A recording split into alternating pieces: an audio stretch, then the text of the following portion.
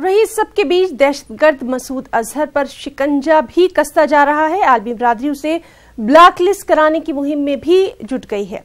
अक़वाम मुत्तहिदा की सलामती काउंसिल में अमेरिका, बरतानिया और फ्रांस ने इस सिलसिले में बाकायदा एक तजवीज़ भी पेश की है।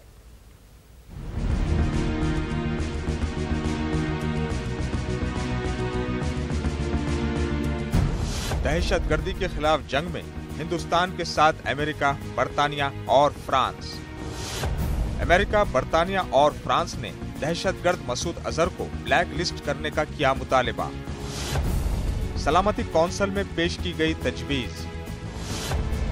मसूद अजहर के बैरून मुमालिक सफर करने पर पाबंदी और उसके असासाजात मुंजमद करने का किया गया मुतालिबा। मसूद अजहर हिंदुस्तान को मतलूब है।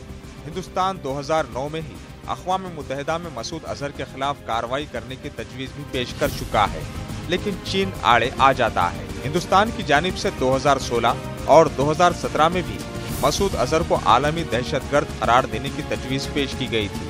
फ्रांस ने भी गुज़िश्ता दिनों मसूद अजहर का नाम आलमी दहशतगर्द की फहरिस्त में शामिल करवाने के लिए तजवीज़ पेश करने का फैसला किया था, मगर इस मामले पर हिंदुस्तान अकेला नहीं है। इसे फ्रांस के साथ साथ अब अमेरिका और बरतानिया का साथ मिला है।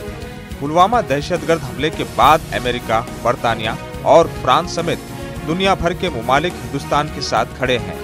इन मुल्कों ने मसूद अजहर के बैरून मुमालिक सफर करने पर पाबंदी और उसके असासाजात मुंजमद करने का भी मुतालिबा किया है। ज़राए के मुताबिक सलामती कौंसिल की कमेटी ने इस तजवीज़ पर एतराज़ात जताने के लिए 13 मार्च तक का वक्त दिया है। हालांकि चीन एक बार फिर इनकी राह में रोड़े अटका सकता है।